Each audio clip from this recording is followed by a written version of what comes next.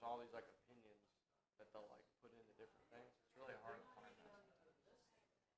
Yeah, they have a bald eagle and golden eagle protection act specifically for the species, and that's where it's best. I think best practice is to just keep the drones away from. I'd stay in that 660 or whatever, but okay, yeah. That's true.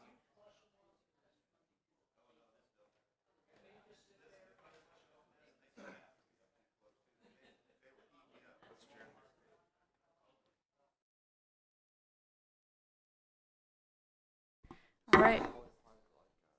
Good morning, everyone. We will go ahead and get started here.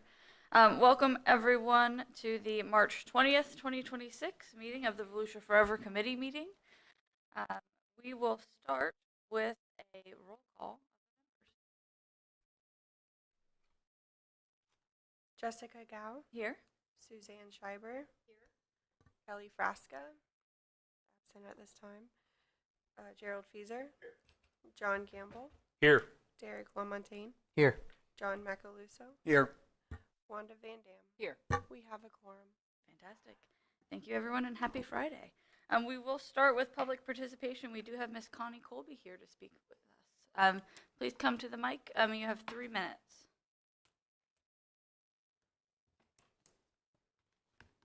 Good morning, Connie Colby, Ormond Beach.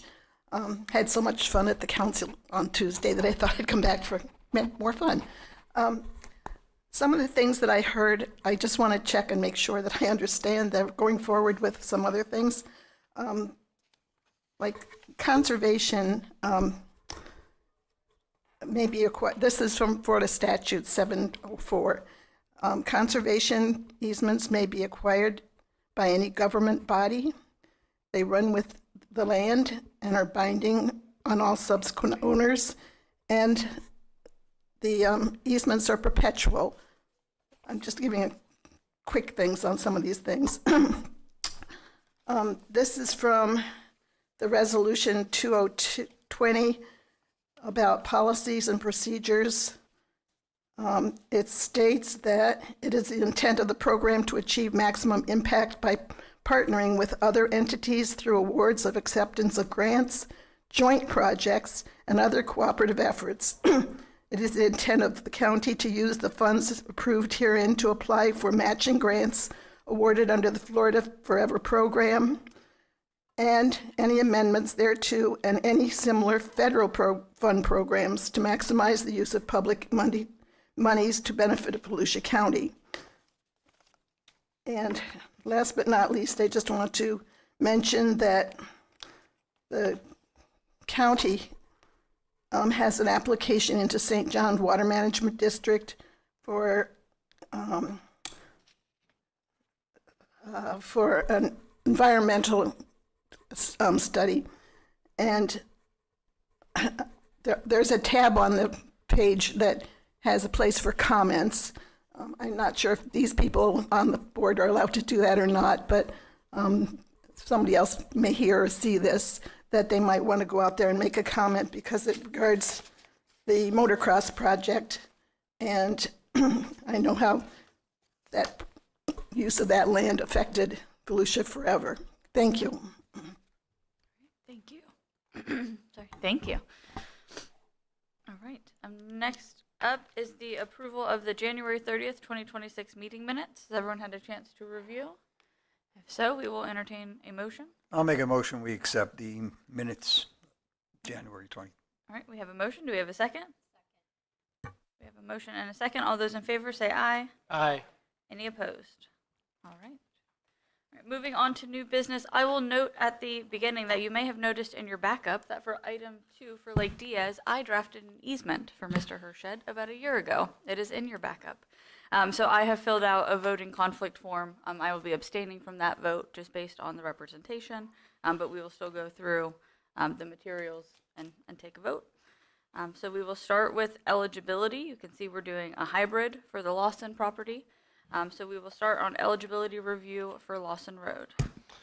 Thank you. Tim Telfer with the Volusia Forever program. I did want to point out the same thing, is that while we try to fast track these applications, there are steps that are required, and we do want a representative to be present. So the Lake Diaz property, we walked into the meeting today knowing that one wasn't prepared to go to the ranking stage. So we'll process it for eligibility today.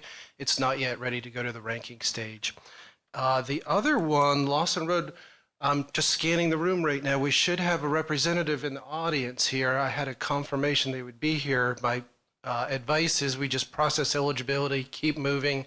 If they show up, wonderful, we'll move to ranking. If they don't, we'll just keep it eligible and leave it there. So with that said, if there's no questions, we'll jump right into the first item.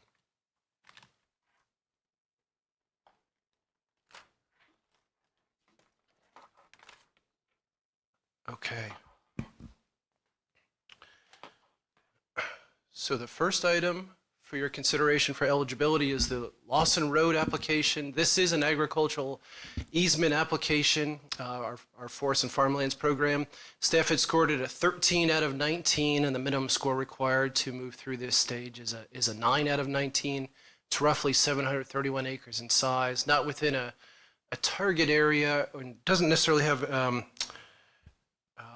conservation property adjacent to it. With that, we'll stand by for some questions. Questions for staff on Lawson Road?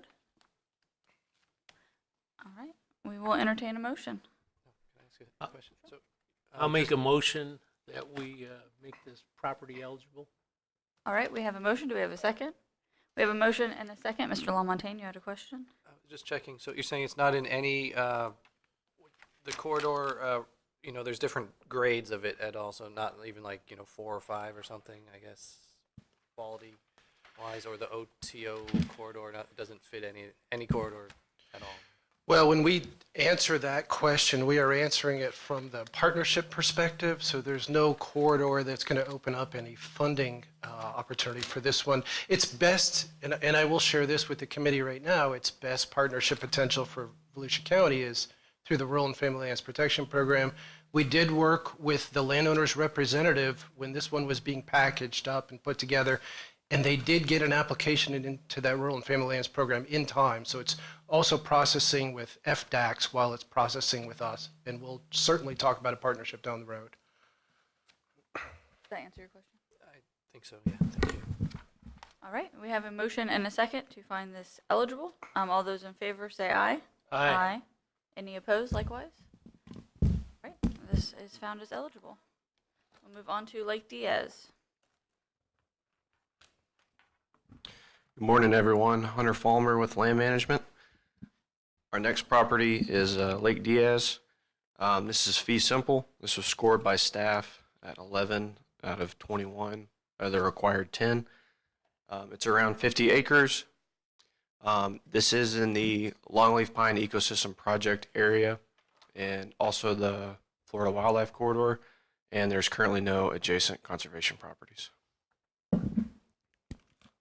Questions for staff on this site?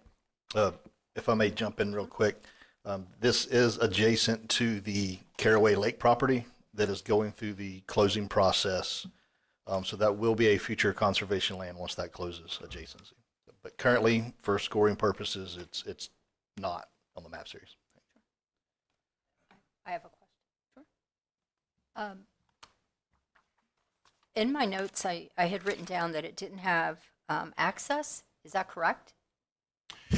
So there is an access easement in place. The access easement is, it's non-exclusive and assignable. So meaning if somebody bought this property, the easement would benefit to them, runs with the land.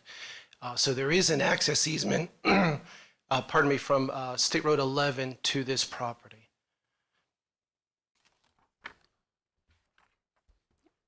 Did I not read that's not a public access, though? Correct? I thought I read in somewhere that there was no public, there was an easement to the property, but I was concerned that, didn't it sound like it was not a public access, though? It was. That's what I thought. That was why I asked the question. So I'll reread the easement. I don't recall it discussing public versus private in the easement document itself. I believe the words I wrote down were no access. And to me, that just meant no public access because, I wouldn't be thinking about private access since we're voting on public. So certainly that's true today. There's no public access today. That is a true statement right now. In the scenario where the county acquired it, I'm going to wait for Sabrina to tell me I'm incorrect here, but that easement would run with the land and would benefit Volusia County. And under that scenario, I don't know why we would not be able to open it up for limited public access. Should we ask the attorney that wrote the easement? Tim, I'll just jump in real quick. Today is just for eligibility. We'll get to the details of the easement when we do the property report and bring that back for sorting. We'll have more information on the possibility of the easement and access at that time.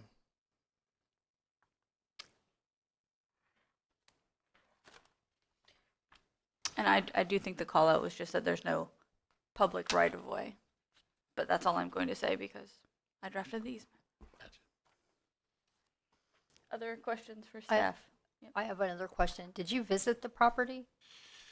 So we had one staff person attempt to visit it, and there was an issue with the lock on the gate. So, and that is the reason why this was not processing to ranking today, is that we could not get the physical access to the property necessary to complete the reports for the ranking process. How do you get to the property? From State Road 11, it's my understanding there is a gate, and if you can traverse through the gate, there is an access easement that runs along the north side of the property to the east. It goes, getting into it, does it go through the north of the parcel ending in 0090? It goes through that or to the north of it? The property to on our map where it's zoned in a little bit. Got the different parcels.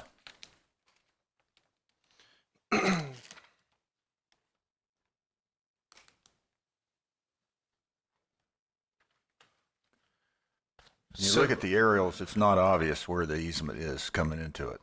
I do agree. We haven't mapped the easement yet, so it was my assumption that it ran along the north side of those properties, but I'll caveat that and say we just have not laid it out yet to be 100% certain. There is a sketch in the easement. And we will note in the property report, when the property report is complete, the access easement finding. I have another question. Who do you anticipate partnering on this? So at this time, we haven't identified partners. There is some potential for Florida Department of Environmental Protection. Depending upon the nature of how this is processed and their funding level, there is some participation potential from that organization. We have not tried to move this through triage. It's basically just come in, we've done a quick analysis on it, and then present it to you all today.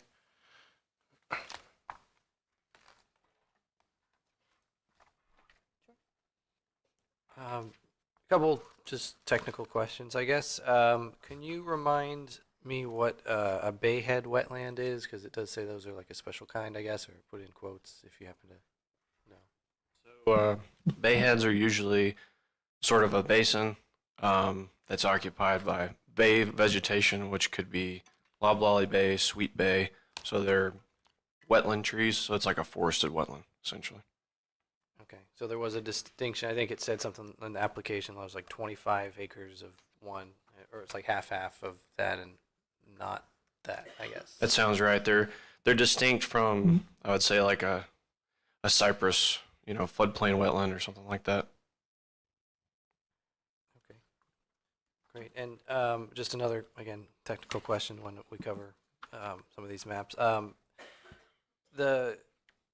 So the Caraway Lake, I know you just said we're working through that, but the Caraway Lake Sanctuary, can you remind me again the status of, so that is currently owned differently, right? On the top of some of these maps, I don't know if you know, there's a little different section. On page 73 of the backup that he's looking at.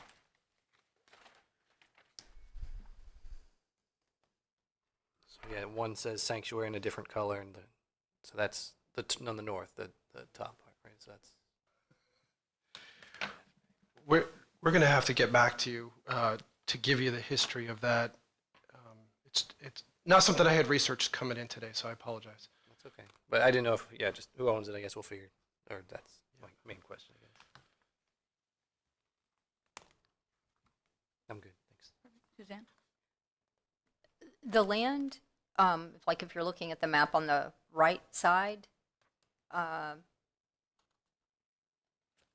it's obviously private land. Are there houses? I mean, I can see some to the north, but right next to the easement, are there houses in that? I can't quite, I believe they are houses. okay.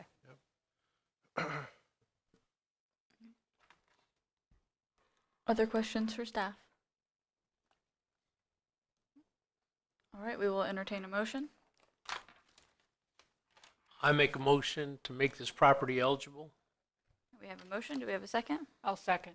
We have a motion and a second. All those in favor say aye. Aye.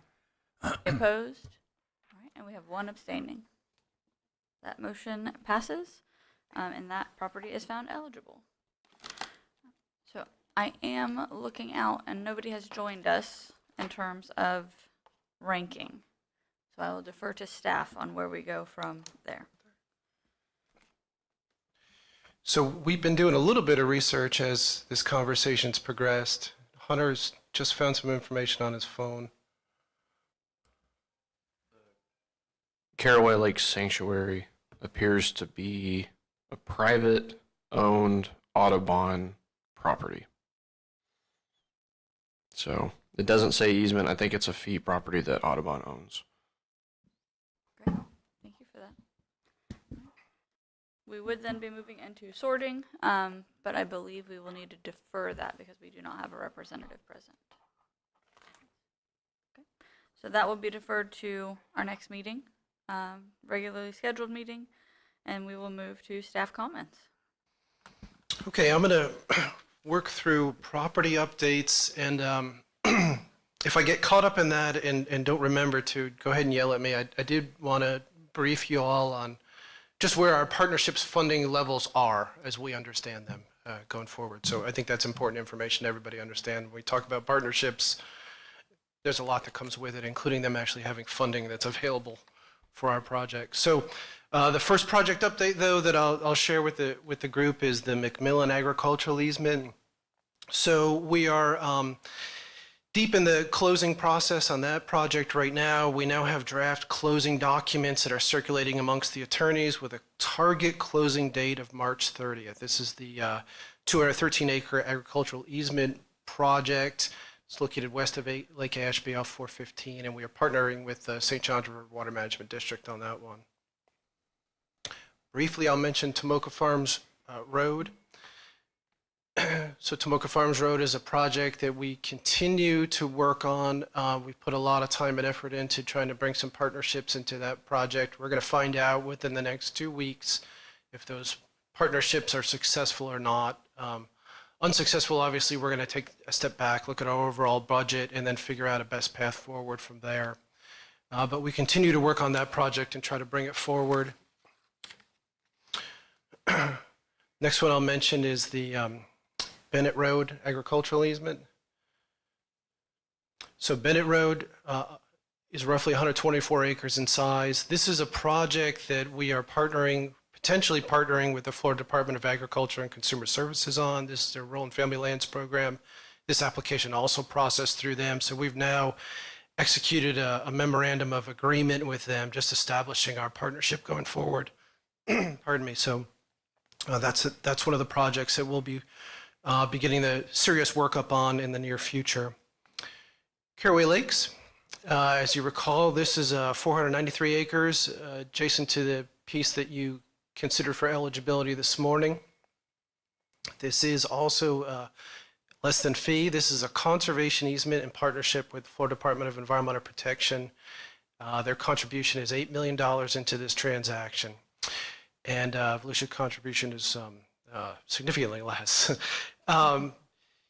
We are at a point in time now, so we've reached the due diligence stage. The phase 1 and the survey are underway for this easement. The survey is expected to take some time. That's the biggest slowdown to closing on it right now. It's just waiting for that survey to come in, but that property will be closed in the near future. And in case you're wondering, our contribution on that one was $379,000. Next one I'll bring up is Cypress Ranch, 86 acres. Located adjacent to Wiregrass Prairie. This would be a fee simple acquisition. It's not rendering on your screen for some reason. We are in the appraisal process on this one.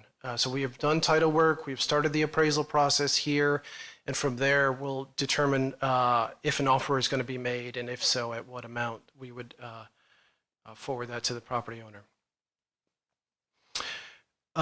Lake George Road. Just to move to the opposite side of the county, we're now up in the northwest side of the county. This is roughly 26 acres of fee simple property.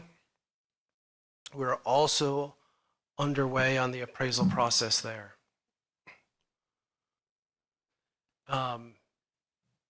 Next big one that I'll mention is Riverbend, roughly 1,300 acres in size, located southern part of the county on the St. Johns River. We now have a seller signed contract, so we are just scheduling the county council agenda item for their consideration of that fee simple acquisition of the Riverbend property. From there, the other update I'll give you is that we are planning to bring the updated AB list and the goals to the second April meeting of the county council. The Riverbend property will probably be May 1st, the way things are progressing. The first meeting in May, pardon me, not May 1st, first meeting in May. That may slide back a little bit, so don't write that one in ink, but it is moving forward. Any questions on specific properties before I talk about overall partnership budgets and where that's going to take us? Wanda? I'm sorry, the Tomoka Farms, was that fee simple or is that also an easement? Fee simple. Fee simple on that one. Okay, thank you. Any other questions on property updates? All right. Okay, so we talk a lot about partners. We put a lot of work into it, and as I mentioned, there's both art and science involved in bringing partners into these transactions. And we need some key things, and that includes whether our partners have funding available, whether it's eligible for the area we're looking at, and whether there's a willingness on our partner's side to proceed. Obviously, over time, one of our biggest partners has been the Florida Forever program. So if you're tracking the legislative session, we're all trying to figure out how those numbers are going to land. For background, the legislative session ended a week ago today. There was no formal decision made. There are going to be subsequent special sessions from the legislature that are going to happen. The way things were left, on the Florida Forever side, the governor had recommended $115 million towards Florida Forever. The Senate had recommended $35 million, and the Florida House had recommended $0. We don't quite know where these numbers are going to end up. In the past, the governor has been supportive of conservation land acquisition and the budgets necessary to complete it. We'll all be tracking that very closely to try to figure out where those numbers are going to fall. We talked about corridors briefly today. If you all recall, one of the big ones that we try to look at is that O-to-O corridor. A couple years ago, that had special funding assigned to it. Between that and Big Cypress, there was roughly $850 million. We've been successful in tapping those funds over time. Carter is probably the biggest use in Volusia County of those O-to-O funds. We have other projects that are lining up there too, including Caraway. So we're all tracking O-to-O funds too. The best our arithmetic checks out is if you split that $850 million in half between the two projects, there would be roughly $200+ million left for the O-to-O corridor. However, there's nothing that requires the state to split it evenly. It could be split unevenly. So if you look at the overall numbers, there's maybe $160 million left from the overall $850 million budget there. So somewhere between $160 and $200 million is what we're going to have left with the pull from that program for our upcoming projects. There are also rumors that money may go away. Not to get anybody overly excited or anything, but we just kind of never know how the legislature is going to treat these things. There has always been an expression within the state that this money has to be spent and spent quickly. And now there are rumors there could be some type of a sweep or a partial sweep of those funds. It's just something for us to monitor. Over on the other side of the State House, the Rural and Family Lands Protection Program has done very well. It's got a $200 million recommendation from the governor and the Florida Senate, with a $300 million recommendation from the Florida House. That emphasizes there's a lot of dialogue at the state level now regarding fee simple versus less than fee. These are our easements. The easements are certainly popular in 2026 from our elected representatives. So I think that's reflected in the numbers you see here. We obviously are going to be working with Rural and Family Lands Protection Program a lot in the future. I think we've done a pretty good job of trying to get as many agricultural easements as we can into both programs, and that's key here to try to work on the partnerships. So we had good success. I think we've got 6, if I remember off the top of my head, that are currently on the FDAX list and processing through. And we have been successful because we have money in moving projects up the list if they're in Volusia County. Having money opens a lot of doors for land conservation in Florida.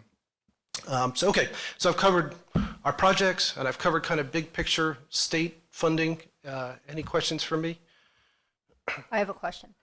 The agricultural easements that were being covered by USDA, were you able to get all of those that you had lined up transferred? Because I believe you had to go back and reapply through the family decks.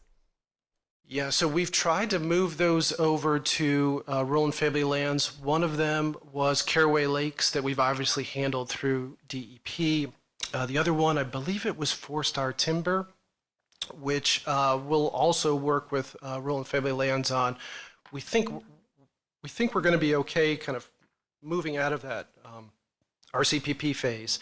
And just kind of, we are also tracking the ALE program, the Agricultural Lands Easement Program that the feds manage, and looking for opportunities. We've reached out to Conservation Florida and asked them to screen the agricultural easements that are coming in for that federal eligibility too. So just another area we're trying to see if we can acquire some money from. So the O2O funding, if it didn't go away, do you have other lands in the pipeline right now that you think might qualify for that? You don't necessarily what, but I'm just asking in general. We do, and there are projects that we're actively trying to move through their triage screening process right now. So the answer is yes. Other questions for staff? Derek? Just a general question, not really related. I appreciate the updates on all those things. But I know when I look at the map you brought up, or the website, there's a little circle about the small lots. And can you remind me, I guess, how you get the overall number of 41 roughly 1,000 acres? Because it said we only acquired like a small wedge. Do you know what I'm talking about? It was one of those. It was up on the screen earlier. There was like a little red wedge, but it was like a very small amount out of the full amount. So just remind me again, for the small lot acquisitions, we're very low on that because there's just a lot of small lots, or how were those, if you just identified all the small lots like that you think we might want, or can you refresh my memory, I guess, on where what we have versus what we want for that particular circle?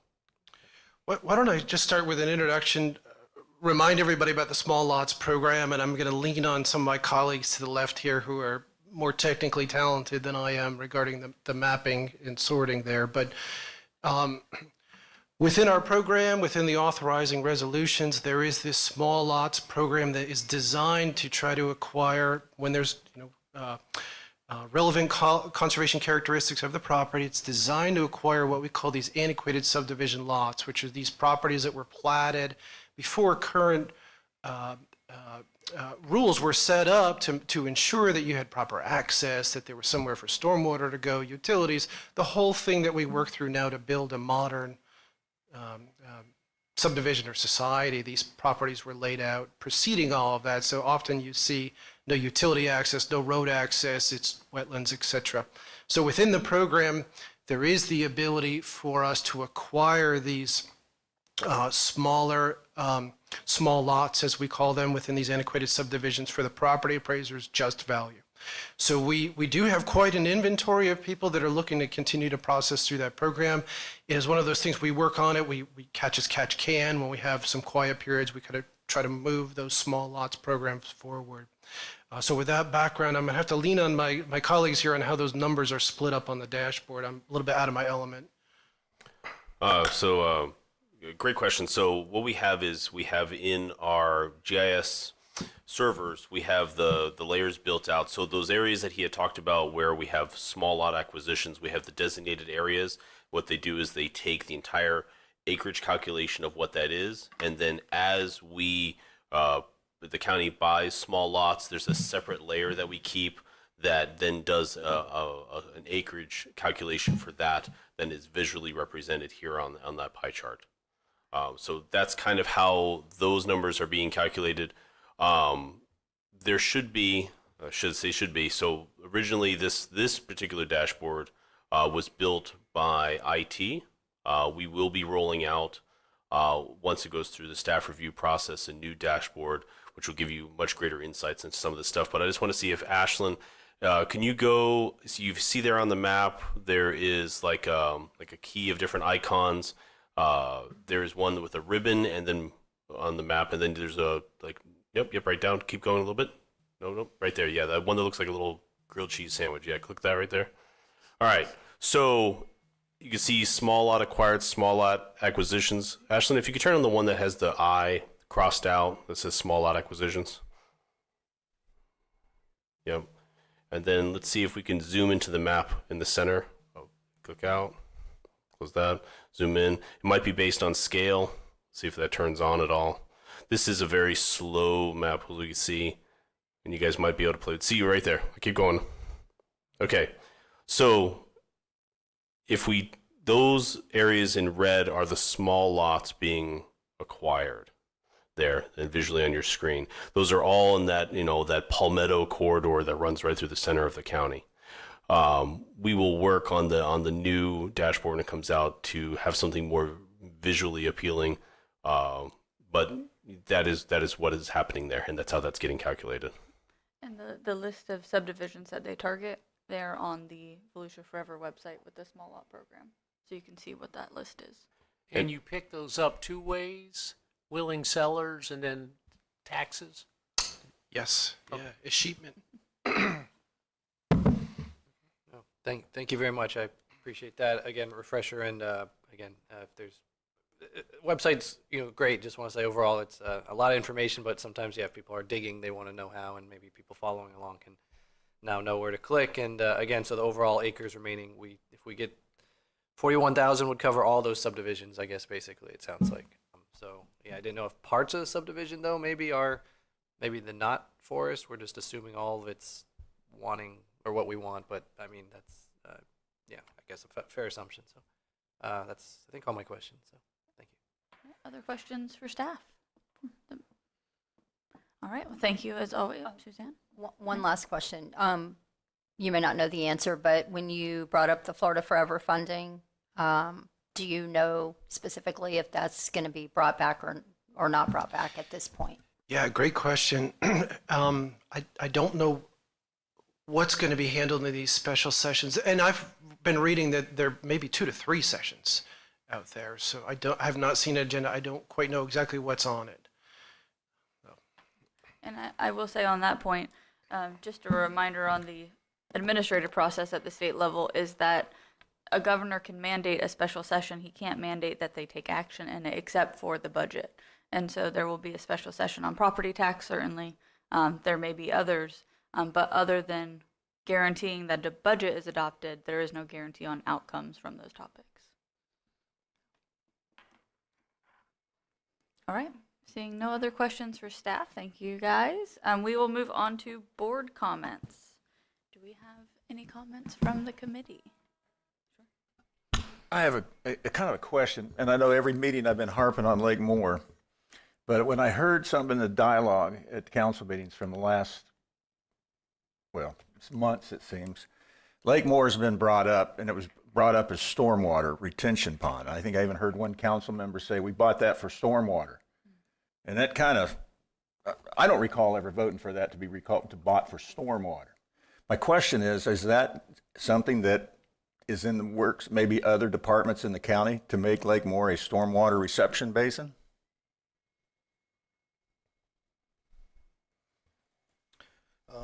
Well, without having the resolution right in front of me, stormwater is part of the resolution of Volusia Forever. If you're referring to like developed stormwater or natural stormwater storage. I think this was for development stormwater, that they were going to be pumping the water from where a lot of the flooding issues are over in Victoria, that water, and I've heard that from other staff, county staff, that in other departments, that, yeah, we're going to run pipes over to there. That was in a study maybe that came up. And my question is, okay, I get you want to try to run water to a central point, but where does the water go from there? And are we developing systems now for these properties that, water, a lake, yeah, we can pump it to a lake, but a lake's just like a stormwater retention pond. It only holds so much water. And in rainy seasons, they're generally full also. And so in my simple mind, an existing pond to become stormwater retention, unless you're going to go reberm it and redevelop it, is not a very satisfactory solution. And so I'm just kind of curious where we're going, and maybe no one knows here in this room, but it's certainly something that we ought to have on the radar. I just like to know, I think going forward, citizens like to know too, if some of these purchases are, okay, this is going to help solve our stormwater problem. Yeah, be careful for what you comment or, make predictions on, because that may not be, and you may create other unintended consequences. And it sounds like that might be something that's in one of the basin management plans or something. That Yeah, it's one of the Public Works- plans, and I think that of the two, what I hear the other day, 2 million, we spent 2 or 3 million, how many millions in planning now for our stormwater basins, which, some of us said we could gun for free. Water flows downhill is a, very good plan. So how do you account for it? But and we probably could have saved a couple million. But anyway, that's a concern that I had. I'm just curious what that all means. So does anyone know the answer to his question? No, that's a broader range of my knowledge on that topic right now. I can certainly research with the other county departments and try to get more information on the details of that. That's not anything that's running through our division, so I don't have those details. You might be some of the last to know. All right. Other comments? I have a couple of questions concerning easements. I wanted to ask Jessica, because this is the only place that I can talk to you. When you spoke at the council meeting Tuesday, you brought up the easements, and I couldn't quite grasp what your concern was or what you were bringing forward. I don't even want to call it a concern because everything gets weighed, right? But what you were talking about, basically. I'm curious. Yeah, and I do think that there was a misunderstanding perhaps of my comment based on what I heard at the end of the hearing as well from someone else. I agree, and this is why I want this just brought out now, since we can talk to each other here but nowhere else, so yeah. Yeah, so I would say I was trying to address the comment that was made by some policymakers that a program change needed to occur to avoid partnerships in our easement documents and keeping local control. And my general comment was that the county council is the ultimate decision maker on the purchase of those easements and properties. And if there is a specific property that they feel from a policy perspective we should be the lead manager on, they could negotiate that in that easement document.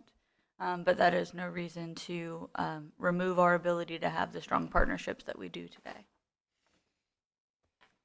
Fair enough. Thank you. And then I would just like to get on record, and especially since we had a speaker today, can you just explain in layman's terms what an easement is? Because there's all kinds of misinformation and misunderstanding, and so I'm just wanting to get it on record, and we actually do have a speaker here who basically asked that question more or less. I'm breaking it down. Yeah. So I'll answer for you, Tim. It depends. and I mean, I say it jokingly as an attorney, but an easement is a right in property that you negotiate, and it's one of your, to go back to law school, it's one of your sticks in your bundle So it is something that property owners can negotiate. An easement is it can be anything from like the access easement we were just discussing for Lake Diaz, where one property owner gives another property owner the limited right to cross their property to access theirs. Or for our purposes, it can be a conservation easement, it can be an agricultural easement, but it is defined by the document and the agreement between the parties, and then they typically run with the land. So, and there's a whole other thing that can happen to easements over time, but you really don't want to get into that discussion. Yeah, that wasn't my question. I mean, what you answered was my question, not the other. And the last question that kind of goes along with that is every easement is negotiated separately, correct? Because, for example, growing crops, cattle, environmental. Right, just like any property transaction, each property transaction is unique to that property. An easement's just another property transaction. It's another type of property transaction between a willing buyer and a willing seller, or however you want to arrange the deal. As long as it's within the law, you can do it. Right, but they're unique to the property. Those were the key words you just said, I believe. Correct. Yeah. And then, like I said, I mean, there are certain things that are the same with all easements. You have a grantor or a grantee. There's certain legal concepts that are the same that runs through every easement, but the easement itself is a transaction between two parties. Thank you. And I do want to add, because I think it was brought up by the public comment, conservation easements can be negotiated for a wide range of anything, like Sabrina noted. There is a state law section that identifies state conservation easements, and if a conservation easement is vague, it provides some general guidelines. But that does not mean that every conservation easement that exists has to match that statute. It can be negotiated separately. I just felt like it was time to basically get that on record, since it just keeps getting brought up everywhere. So thank you for that. Wanda? For our purposes, I think the key thing with the conservation easement, agricultural easement, whatever, is that the property owner is more or less giving up the right to develop the property. The current property owner is the one that's negotiating. The rights are vested in the current property owner, so they are the one that is the willing seller, negotiator, whatever they want to do as far as the transaction.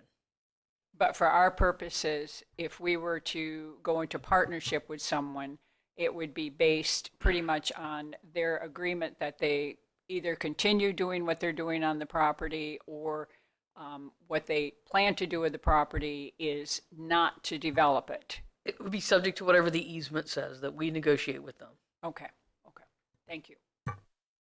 Okay, all that being said, the access to the Lake Diaz property goes with the land. And if the county acquires it, then it becomes a public easement? So the county would acquire whatever easement rights are currently there. So that easement, when you read it, it's an ingress-egress access easement for pedestrian and vehicular traffic. That's what we would get. Other board comments on this side? I just wanted to comment that I thought the packet that was put together for the agenda item at the meeting was exceptionally well done. And it looked like that was a ton of work that went into that. So thank you for that. I thought it was well done. I agreed, and I told staff, and they were impressed that we all looked at it. So I agree. I want to thank you for doing all of that work, even though it was pulled, but I still appreciated it. I know it was a lot. It was really thorough and good explaining. So thank you for that. Yep. Everybody now has a good reference book for the future. absolutely. Did you have to, Derek? So, just general comments, I guess. Again, I support that sentiment as well. And I guess I just want to comment here on my just favorability of Volusia Forever, I guess. I didn't have the opportunity to talk on Tuesday, but it was great to see all that support from all the public. Again, it was a full room for those who weren't there in person. But yeah, I mean, I like to point out that my reason for supporting Volusia Forever is, basically because it supports species protection. I mean, I appreciate that it does all this water storage and water conveyance and even water quality, but I like it for the habitat value, and so I don't want to see it just be retention ponds, especially if they're like, for developments and just cookie cutter and stuff. But yeah, we're losing lots of species all the time. So having these corridors, having these just sanctuaries is the reason. And yeah, the biggest threat to our county today is overdevelopment. I mean, that's my opinion, and I love that we're protecting it. So again, just general praise for Volusia Forever as a program, and the staff and everyone for making it happen. And I'm just really proud to be from Volusia. To whenever I see these notes, like, because I didn't know the whole history. Again, I wasn't voting in the 80s when they the first iteration came, but to hear from groups like 1,000 Friends of Florida and all these other groups to say, like, we're the only, not only are we like the first in the county or the first county in the world, or not the world, I guess world, I don't know, but in the country, to make this kind of program. We also we're the first to vote for it 3 times, I think, or something. I thought those were like really cool points. I was like, yeah, well, we should definitely be proud of that, and I know I am. And but yeah, just in general, other ways that I think we should, this is just a general comment, protect our conservation lands and just lands in general, are to not do rezoning so much. Again, this doesn't apply to us, but I think it's generally important to know that when a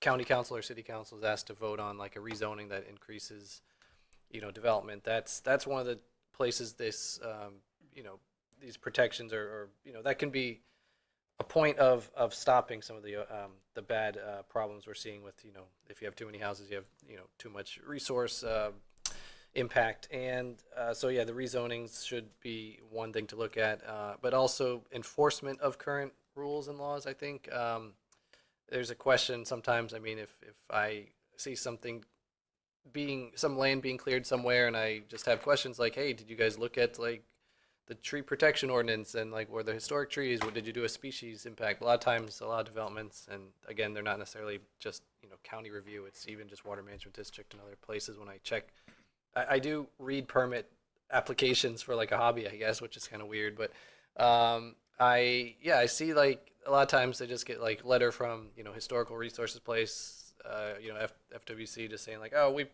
there's nothing archaeological there, just bulldoze everything, and like if you find an arrowhead, then let us know or something. But like I don't think that's really a sufficient in my view. Again, I'm sorry, I'm just like ranting here, but so yeah, I'd love to just see enforcement be done better, and I'm even just concerned about things like the county has a rule that every development has to, I believe, tell me if this has changed, but has to have at least 15% of the area be protected as natural area, and that should not just be unincorporated areas. I believe incorporated, but I know for a fact, like in my hometown, Port Orange, that they have actually approved developments less than 15%.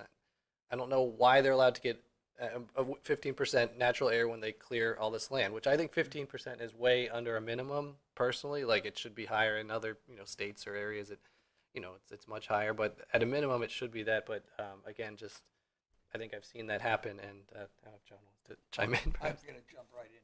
Sure.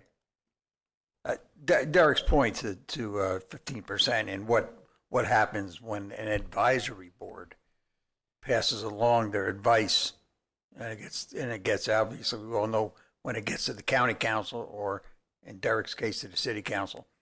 We've as a Port Orange Environmental Advisory Board, I chaired that for 4 years, and am now vice chair. I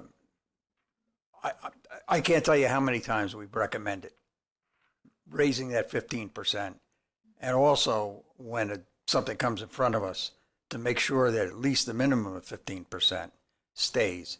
And I've sat in council and watched it be overturned. So our advisory board is just what it is, an advisory board. So I guess maybe, I don't know if this, I can ask this question. I can maybe ask it after the meeting here today too. But I mean, is the city allowed to do that? Like, are they allowed to then violate county rules? any attorney. We wants to will, speak. I will gladly chat with you about this after as well. Sure. But the minimum standard does allow local governments to allow exceptions, just like the county does. But it is a general standard. They can also go higher if they'd like. It's just a minimum. We'll push for that for sure. I appreciate that. And just to wrap up, again, thank you for letting me kind of rant here. But yeah, again, I appreciate Volusia Forever being the will of the voters. You know, that's the last thing which everyone's bringing up. That's I can speak for myself as a voter that was my intent, was to protect habitat. So again, thanks so much for listening. Fantastic. All right, looking for last board comment. One more comment, 2 points for the public, and if you didn't read the whole packet, it was for the council. I thought Clay Henderson's letter is a must-read. Those of you that think Clay just works at Stetson, he was a former council member. He pushed wetlands protection when there was none in this county. And he was an attorney, I believe, for Florida Audubon. And so he's got a long career in this county doing that. And it was a very good read. I thought if you're only going to look at one thing in that packet and you looked at that, you could probably feel pretty good. I think it's 2 or 3 pages long. The other thing, to go back to what Derek was saying, is there's a lot of rules that people don't understand or don't know about. And as Miami Corp develops, okay, now I was one of the project managers when we studied the Deep Creek Basin, and that covers most of Miami. It goes all the way up to 92. It's all east of DeLand. That's a huge basin. 80% of the Miami Corp property is in the floodplain. Okay? Now, the county rule when I was here in 18 was that if you fill in the floodplain, you have to provide compensating storage in that floodplain. Okay? If there's no high ground to dig down, how could they possibly develop that land? Because they're going to have to fill it all. And I've seen water go over Maytown Road. And we actually had surveyed those floods twice in my career when we saw it. So, and here's a huge area, and I bet you it gets incorporated, and they ignore those rules. But that's a huge rule that would literally halt that entire development. Okay? Most people don't even know. Derek's looking at me, and he had no clue about that, okay? But that is one of the issues. You see DeLand, you see New Smyrna ignores that. And we got good rules. People just got to enforce them. And the politicians don't really want to do that. And they have to vote on that stuff. So it's all nice to have all this protection and all this stuff, but there are bigger fish to fry than environmental land in this county. Trust me, to protect this county. And I do just want to note, New Smyrna is one of the few jurisdictions that have a higher than it's compensating storage is measured in cup for cup usually, right? If you dig a cup, you have to provide a cup. New Smyrna is if you dig 1 cup of dirt out, you have to give us 1.5 cups back. So they go above the standard. Could I ask questions? I know a couple of you are on charter review. Were there any minimum standard ordinances or proposals that came out of charter review for like minimum stormwater that you can't run it over on your neighbor's property or? No, but it's funny you asked this because I was about to push my button to say something about it. One thing that came out was a letter of recommendation to the council for once a year reporting from the cities on environmental standards. So cities would be required to report because there's no enforcement, like what was just said.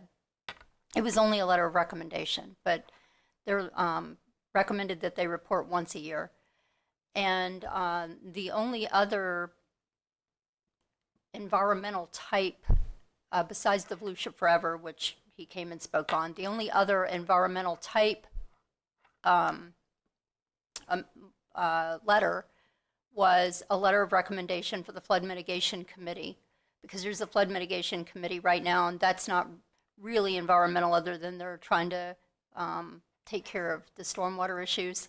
So for anyone that doesn't know, the mayors and/or city managers, utilities directors, they all get together and meet. Last year, they met about every other month, and they worked together since, water knows no boundaries. And this year, they've cut it to quarterly in their meeting, and they could stop at any time. They did this out of it. The Flood Mitigation Committee came out of the roundtable of elected officials, and the it's different. It's a subcommittee of that, but realistically, they could stop at any time. If they wanted to stop and not have another meeting, they could. And so the letter of recommendation was for them to continue meeting also. And the attorney got with Ben Bartlett, and they came up with somewhat of a goal plan for the future for the meetings and what's they're trying to accomplish. So that's not, so much an environmental, but it impacts environmental. So that's why I'm bringing that up. But other than those letters of recommendation and then the Volusia Forever Amendment, which Russ Brown spoke on, I don't recall anything else. That was it. Just curious. Thank you. There were some things talked about. They were denied. And also keep in mind SB 180 is preempting. So a lot of the things that were discussed were preempted by SB 180. And then other things that were talked about were just blatantly denied for various reasons. And I do want to comment that the existing charter would authorize adoption of minimum standards relating to stormwater. That language is in the charter. So it would be an amendment to the minimum standards themselves, which was under review of NRAC when that committee paused based on Senate Bill 180. Well, by the time we get that figured out, then we're going to be, our big deal is we're in a drought, and where are we going to get all our water? So it's a cyclical thing. Mm-hmm. All right, other comments on this side? Checking here. Okay, I have just one minor one, which is that as a follow-up from the county council meeting on Tuesday, on April 7th, which is a morning meeting, the bonding issue will be coming before county council for review of the bonding authority for Volusia Forever. I will note that Volusia Forever staff is not presenting that. That's a financial office resolution, but it will be good to track. And that is all I have. So thank you, everyone, and have a wonderful weekend. We are adjourned.